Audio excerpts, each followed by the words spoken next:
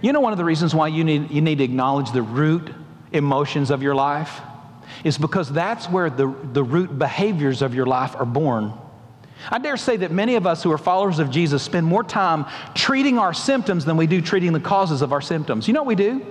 Sometimes when some of us are scared, you know what we do? We get demonstrative, we get mean, we get sassy, we run our mouths. Oh yeah?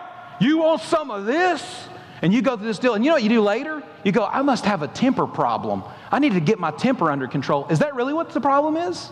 No, you know what the problem actually is? Is that you're afraid.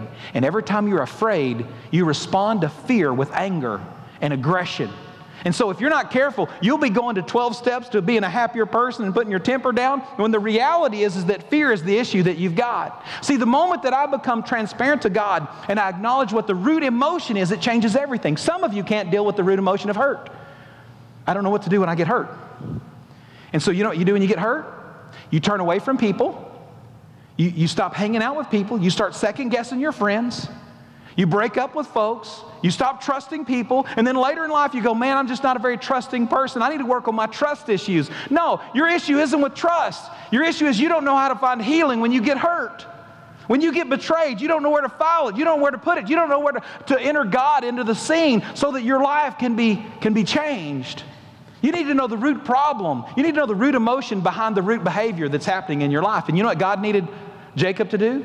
He needed Jacob to know that the reason why you're doing what you're doing, Jacob, is because you're scared. And for the first time, Jacob acknowledges it.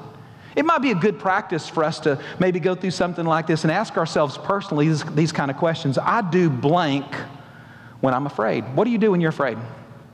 How do you respond to it? Some of you guys at work, your boss gets on you, you need to say something, or so a coworker says something, you need to say something, you need to tell them something, but you're scared to give them the 100% download. So you know what you do? You go home and you give your wife the download. You give her junk. You want to know why? Because you didn't have the spine to tell your coworker they need to shut their mouth and go do their own job.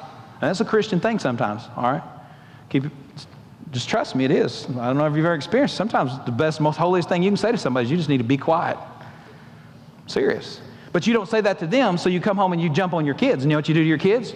You rail on them. Why? Because you have the courage to say something to them, but you don't have the courage to say something to somebody else. So fear drove it. What's the issue? I had a hard day at work. No, the issue is you were afraid to say the things you need to say to the people who needed to hear it.